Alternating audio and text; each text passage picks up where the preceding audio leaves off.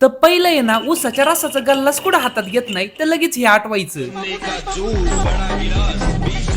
आणि आता नुसतं रसवंती गृह जरी बघितलं ना तर लगेच हे आठवतंय. रस प्यायला ये म्हणलं माय.